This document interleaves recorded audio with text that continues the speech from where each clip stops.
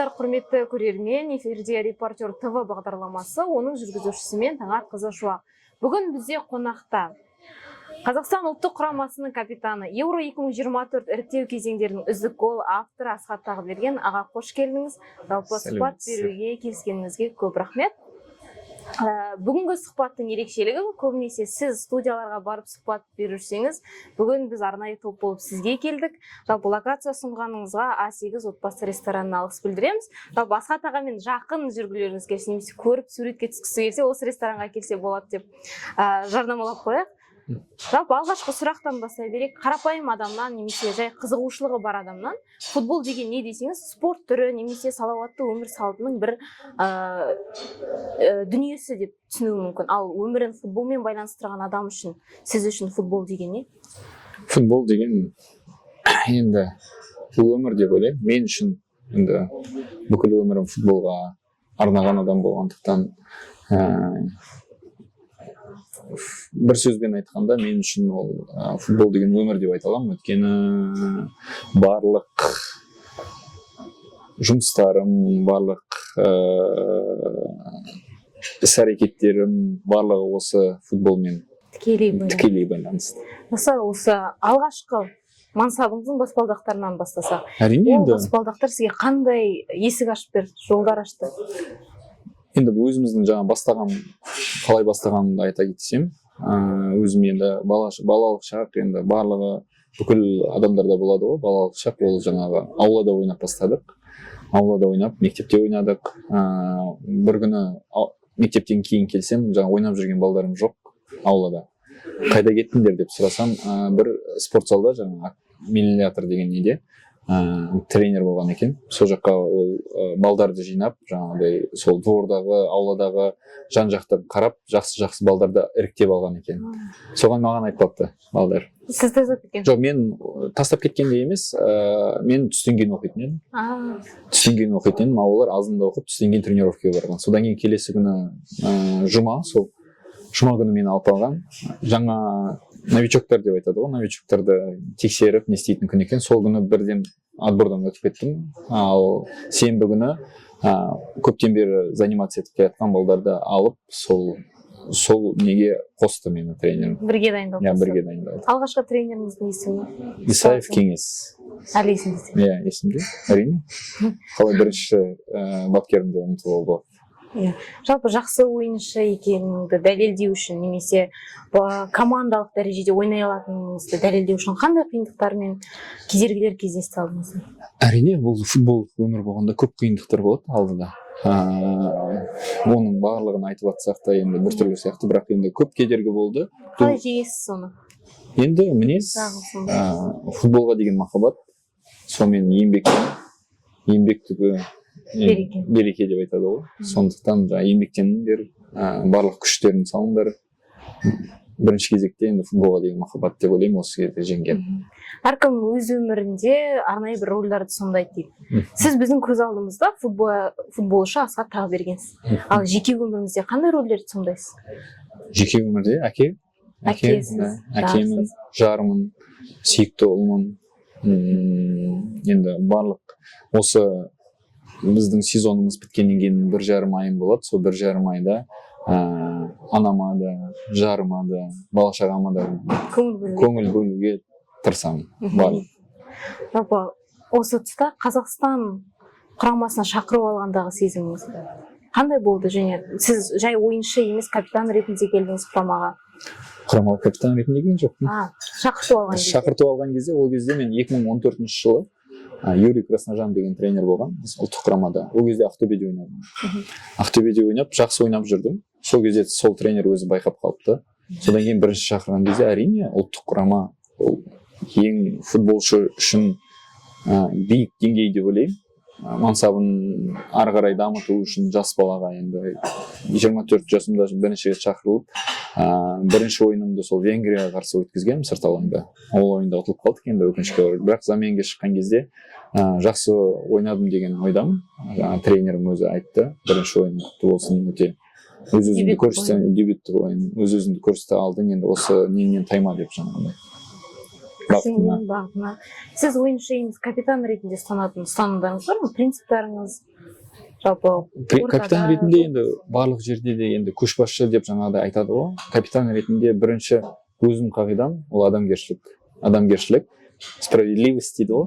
Соны басты бағытта во главе угла дейді ғой, бұрышқа қойып, соны барлығына, мысалы 27 адам бар ма, бізде 27 мінез бар.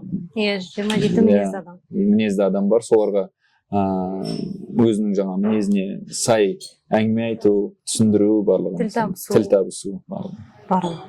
Осы кезде енді жеңіс болса барлығымыз қуанамыз. Жеңіліс кезінде эмоцияңыз қалай басқарасыз? Өйткені сіз бір Асхат үшін емес, жалпы команданың рухын көтеруге, жігіттердің сағын сынбауға бағыттайтын адам ретінде. Жоқ, енді әркім мені ойыннан кейін капитан ретінде санағанда да енді мен қолдау көрсетуге тырысамын, бірақ бізге ойыннан кейін бір-бірімізге жақындаудың қажеті жоқ. Өйткені бір-бірімізге бір претензиялар болады, жаңағыдай бір-бірімізге енді келіспеушіліктер болады, бір-бірімізге бір күн жақындамайтын сияқтымыз, бір кеш жақындамауымыз да мүмкін. Айтсақ та жеңіл жағынан айтып тырысамыз. Енді қазіргі коллективте бізде өте жақсы атмосфера деп ойлаймын. Бір-бірімізді жақсы түсінеміз, сынды да қабылдай аламыз, мақтанышты да, жаңа мақтауды да қабылдай аламыз. Ол командалық рух, командалық бірегейлік. Ойын кезінде қаншалықты маңызды жалпы? Қарсылас команда кезінде ауызбіршілік, бірегейлік деген. Бір пример болғанда, бір мысал айтайын.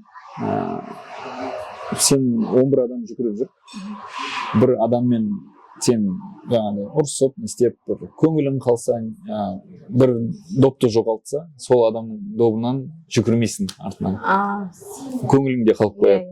Ал ол адаммен жақсы болып, дос ретінде қабылдап, сол үшін соңына дейін ойнаймын десең, сол допты барып аласың. Қалай болса да. Осы кезде сіз үшін патриоттық сезім деген қандай түсінік береді? Біздің жанкүйерлердің қолдауы. Патриоттық сезім деген ол көк туымыз шығар. Осы көк туымыздың Европада желбіреп, халықтың рухын көтеріліп, халық бірігіп, осы 1-2 жылдықта біз Қазақстанда футбол бар екенін дәлелдеп жатырмыз.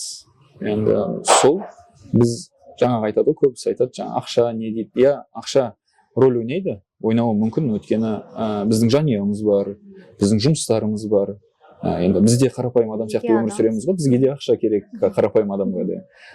Енді бізге жаңағыдай осы футболдың өзінің маңыздылығы, нөмірі бірінші спорт болғандықтан осындай жаңағыдай ақша беріліп төленгеннен кейін енді қазіргі уақытта енді айта аламын, Қазақстан үшін, көк туымыз үшін тегін ойнауға да дайын. Сізді күн сайын тұруға, жаттығуға баруға не итермелейді? Ол футболға деген шексіз махаббат па, әлде жаңағы сіз айтып отқандай отбасына асырау, жұмыс ретінде қарау? Оны енді екі жағы да болады. Енді футболға деген махаббат қой енді әрине. Бірінші кезеңде, мысалы қазіргі үйде мен айтамын, жаңағы жұбайым айтады, сен отыра алмай отырсың ғой үйде дейді. Мен жарақат алғаннан кейін өзімді жаңағыдай жүгірмесем, доппен жүгірмесем, жаңа жұмыс жасамасам өте қиын үйде отыру. Бір үйде отыру, бір орында отыру өте қиын. Енді жаңағыдай ол жаңа материалдық жақ, ол екінші жағы деп ойлаймын ғой енді. Мен енді сол үшін өзім денсаулығымды беріп, жанұямды бағу үшін енді бүкіл күшімді салуға тырысамыз енді. Жалпы сіздің жарақат алғаныңыз отбасыңызбен де жақындастырған шығар, үйде көбірек, балаларыңызбен? Иә, әрине, ол мен осы жаңа айтып отырып қой, демалысымызда мен өзім әкесіз өскеннен кейін әке махаббаты дегенді олар сезінбесін, болсын оларда әке махаббаты дегенді. Соны жоқтатпай, өзім шамалы ол жақтан не болғаннан кейін, пауза болғаннан кейін біліп, әкенің махаббатын не екенін, бар махаббатымды беруге тырысамын балдарыма. Жалпы футбол алаңына шықпас бұрын арнайы жасайтын ритуалдарыңыз бар ма? Мысалы, Самородов жерді ұстап өзінің ритуалын жасап жатады. Сіздің алаңға шықпас бұрын маңызды матчтар алдында бисмиллах деп шығамыз бұл. Бисмиллахыңызды аузыңызға алып шығасыз.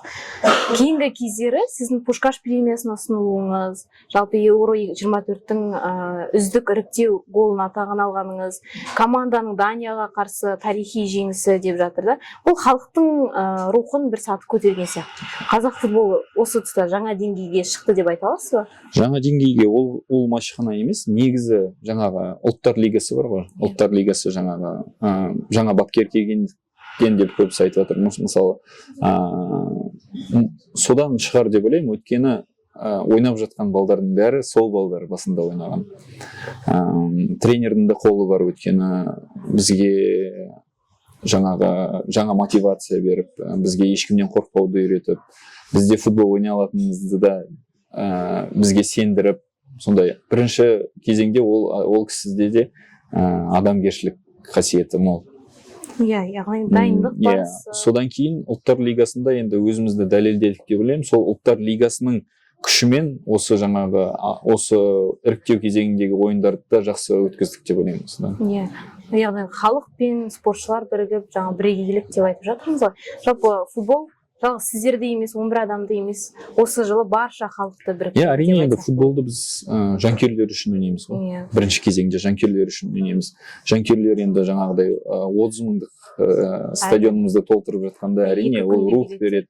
Даниямен ойында есіме түсті осы кезде. Даниямен ойында бірінші таймнан кейін 2-0 ұтылып жаттық қой. Екінші таймда шықсақ, оны халықты естіген кезде бір күш келгендей болды. Бір итермелеп, жаңағыдай бір екінші дем ашылғандай болды. Екінші таймда өзімді жүгірсем шаршамаймын, білмеймін не екен. Допқа жүгірсем бүкіл күшімді шығарып жүгіріп жатқандай болды. Сол халықтың серпінісі деп ойлаймын, жаңағы не істеп, қалай айтса болады, сенім беріп алдыға итермелегенін деп ойлаймын халық. Жалғыз осы кезде Словениямен матч кезінде жалғыз футболшылар емес, барша халықтың өзегін өкінішкерінеді. Әрине. Қолдағысы келді, сонда да қолдап жатыр. Қазақстан біз үшін чемпион деп әлі айтамыз. Сол кездегі сіздің эмоцияларыңыз қандай болды? Қалай басқардыңыздар, немесе команданың ішіндегі атмосфера қандай болды? Енді өкініш болды. Бір қадам қасымызда тұрған нәрседен айырылғаннан кейін енді өкініш болды, балдарда өкініш болды, көз жас болды балдарда. Мен де өзім аяғым ауырса да балдарды қолдауға қастарында болайын деп барып қайттым. Енді менің де көмегім тимеген сияқты. Енді өкінеміз, енді екінші мүмкіндігіміз бар ғой, сол мүмкіндігімізді пайдаланып, Құдай қаласа, иншаллах деп, Евроға барып, Германияда ойнаймыз деген ойдамыз. Бұйырса, жалпы не болса да, барша қазақ әлі ұлттық құраманы қолдайды. Өйткені көп жерде айтып жатыр, біздің жорығымыз енді басталды. Тарихты бірге жасаймыз деп. Мүмкін тарихты бірге жасау үшін толық құрамды ұлттық құрама керек болған шығар. Сіз, Бақтияр Зайнутдинов сияқты барлығымыз бірге жасау керек шығармыз. Алдағы мақсаттар, алдағы болжамдар, жаттығуыңыз қашан басталайын деп жатыр, қашан ұлттық құрамаға ораласыз? Әрине, ұлттық құраманың жиыны тек наурыз айында болады. Оған дейін енді қаңтар айында жаңағы ОТС дейді ғой бізде, сборымызды бастаймыз, иншаллах. Сол 1-2 аптадан кейін енді жаймен жүгіресің дегендей қылып жатыр, білмеймін енді.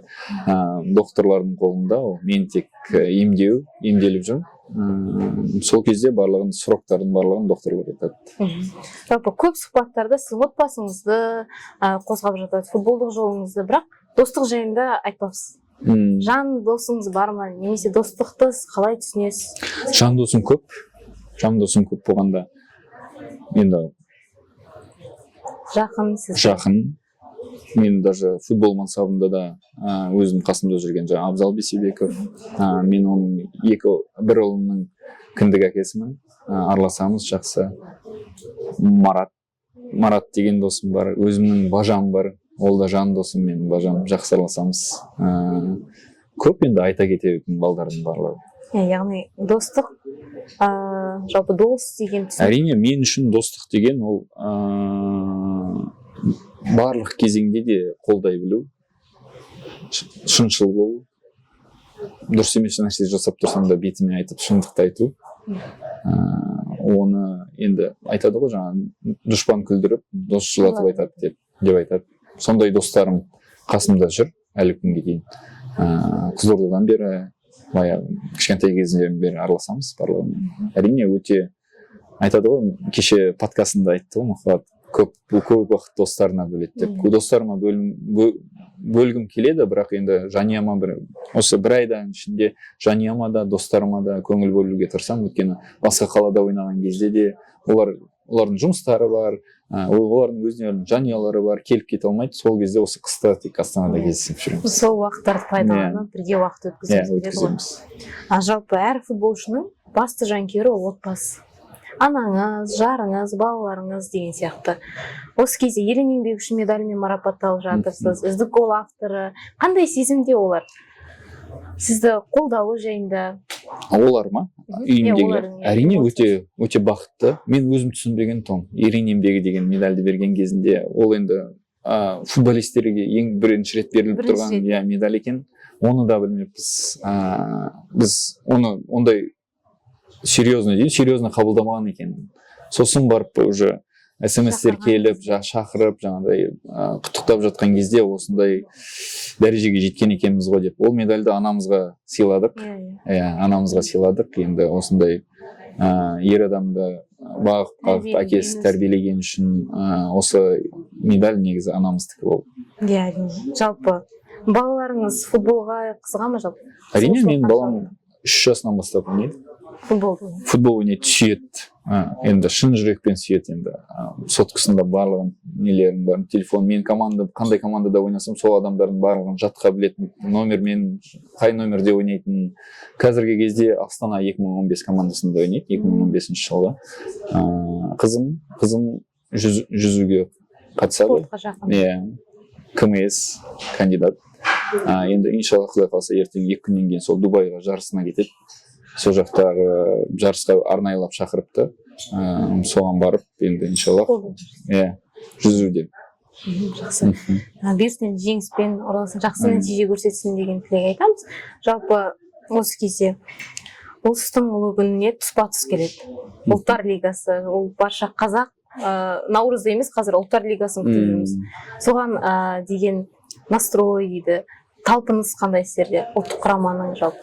Әрине, енді қазіргі кезде біз ол туралы ойлап, енді көбінесе жаңа өкініш болып жатыр ғой, енді осы ойындарды. Енді сол ойынға дейін, енді ұтылған ойыннан кейін барлық кезде қиын. Келесі ойынды күтіп, ойнап, сол ойынды ұтып, осы көңіл күйіміз түскен нәрсені басу үшін, сол үшін оны әлі шамалы не істеп тұр. Қазір клубтағы заттарымызды барлығымыз істеп аламыз. Сборды жақсылап өткізіп, жақсы физикалық жағдайға келіп, сол ойындарға дайын боламыз деген ойдамыз. Енді ол ойынды жаңа біздің бапкерлеріміз, тренерский штаб дейді, жаңағыдай барлығы дайындап өздері. Иншалла Құдай қаласа сол 22-сіне бізді жақсылап дайындайды деп ойлаймын. Бұйырса, ұлыстың ұлы күнімен қатар бізде Еуро 2024-ке путевкамызды аламыз. Әрине, сол күні алсақ, енді нұр үстіне нұр болады. Табысқа жетуге ұмтылған жас спортшылар, өзіңіздің ұлыңыз бар, мысалы, футбол жолын таңдаған. Атаны ұлт туса игі, ата жолын қуса игі деген бар ғой. Сол сияқты өзіңізден кейін ерген жас футболшыларға не айтасыз? Әрине, енді бірінші жағдайда адамгершілік болу керек. Қай салада болмасын? Қай салада болмасын, қай салада. Енді футболшы ретінде, енді футболды сүйе білу керек, берілмеу керек. Қиын жағдайлар кездеседі. Оны өзім басымнан өткен. Сол нәрсеге сынбай, бір бағытта, дұрыс бағытта жүріңдер деп ойлаймын. Осы қиындыққа сынбау, сынақ келсе қарсы тұру дегенге жарыңыздың әсері қандай, қолдауы сізге деген? Өйткені Инстаграм желісінде де көреміз, Махаббат әпкеміздің сізге деген қолдауы, сізді бар жақсылығына тілейтіні көрініп тұрады. Әрине, енді ол жаңағы айтады ғой, әр бір успешный адамның артында бір адам болады деп, әйел адам болады деп. Мен Махаббатпен 10-шы сыныптан бері біргеміз. Ол басында вообще бірінші футболды түсінбеген. Енді сол кезден бірге келе жатқаннан кейін, оның жаңа футболды мен бастағаннан бастап білгені, не істегені сол осы күнге дейін поддержка болып келді. Ол мен ұтылған ойындарда үйге келсе, мен мазамды алмайды. Көңіл күйімді, барлық жағдайымды жасайды. Мен жұмысыма араласпауға тырысады. Енді үйде отырғаннан кейін енді мен ұтылмауымды қалап отырады ғой. Басқа да үйдегі видеолардан көріп қаламын ғой, қандай эмоция көрсетіп жатқанын. Мен оны үйде көрмеймін ғой, енді телевизорда ойнап жатқаннан кейін. Түсінемін, что қатты маған ғана емес, ол ұлттық құраманың барлық балдарына солай жанкүйер болады. Өйткені барлығын көбісін таниды. Менің достарым болғаннан кейін үйге келіп қонақта болғандықтан анау неге андай болып қалды, мынау неге не істеп қалды, ауырып қалды, неге өйтіп ойнамады деп сөйтіп сұрайтын кездері болады. Барлығына жаны ашиды.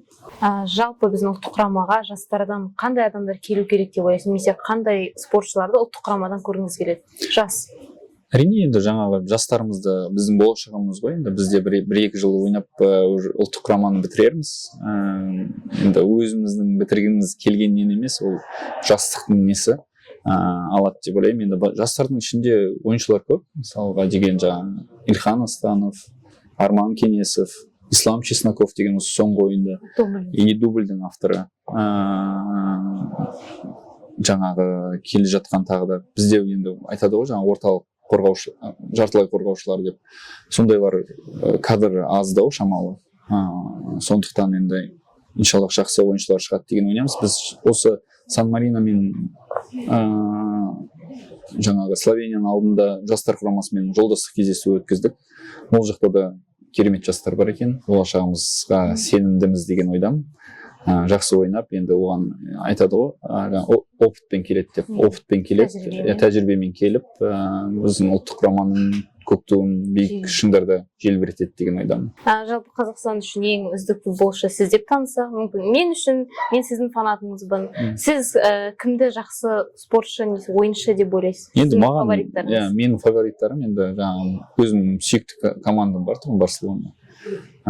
Сода Андрес Иньеста, Хави деген игроктар болған, орталық жартылай қорғаушылар. Айтады ғой, бізде футболда айтады, покажи мне свой центр поля, говорит, орталық ойыншыларды көрсетші, мен сенің қандай команда екеніңді айтып беремін деп айтқан. Сондықтан сол кездегі Барселонадағы Хави мен Иньеста енді мен үшін мықты ойыншылар, енді кумирім деп айтсам да болады. Енді әрине сосын Лионель Месси Барселонаны биікке көтерген. Яғни қандай командаға жанкүйерсіз? Барселонаға жанкүйер. 2000 жылдан бері бірінші формам сол қызыл көк болған, солда неде Барселона синий гранатовый деп айтады. Сол кездегі ең бірінші жейдем сол. Ол кезде Патрик Клюверт, Овермарс деген, Райтцегер деген көп ойыншы болған. Негізі Нидерланд құрамасынан енді. Оған жаңағы Барселонаға алып келген негізі Нидерландтық ойыншылар неге көп десек, Йохан Кройф болған ол жақта. Атақты. Содан кейін. Евро 2024-ге өтсек, біздің қарсыластарымыз белгілі Португалия, Чехия, Түркия. Капитан ретінде Португалияда Роналдумен қол алысасыз. Жалпы сондай визуализация бар ма сізде? Визуализация ондай жоқ, енді бізде қарсылас дегенде енді алаңға шыққанда енді ол енді қарсылас болып саналады, ол Криштиану Роналду болып саналмайды. Бір жағынан енді ол да қуанышты сәттердің бірі ғой енді, бірақ оған дейін көріп қалам ба деп тұрмын, Пушкашқа барсақ. Оған дейін көріп қалсақ, не істесек жаңағыдай жеке суретке түсуге болады, бірақ алаңда енді ол біздің қарсыластарымыз ғой. Осылайша сұхбатымыздың соңына да таяп қалды. Жанкүйерлерге айтар тілегіңіз, жалпы ұсынысыңыз, енді ұсыныс тастай алмаймыз әрине. Тастай алмаймыз, тілек. Әрине, осы ыстық қолдауға көптен көп рахмет. Біз футболды жанкүйерлер үшін ойнаймыз, өстіп халықтың рухын көтеріп жатқанымызға өте қуаныштымыз. Бізді қай кезде де жеңісте де қолдап жатқанына көптен көп рахмет. Басында тек жеңіліс болатын кезде бізді ұрысып, жаңағыдай боқтап сөйтіп жататын. Енді қазіргі кезде сол тенденцияны өзгертіп жатырмыз деген ойдамыз. Соған енді бар күшімізді саламыз, бізге жанкүйер болыңыздар.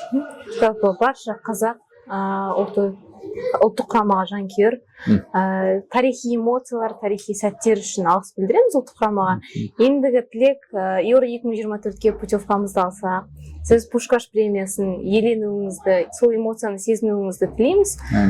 Жалпы уақытыңызды бөліп, сүбелі сұхбат беріп, өзіңіздің өміріңіздегі сәттермен бөліскеніңіз үшін рахмет.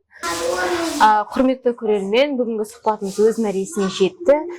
Келесі шығарылымдарды асыға күтіңіздер.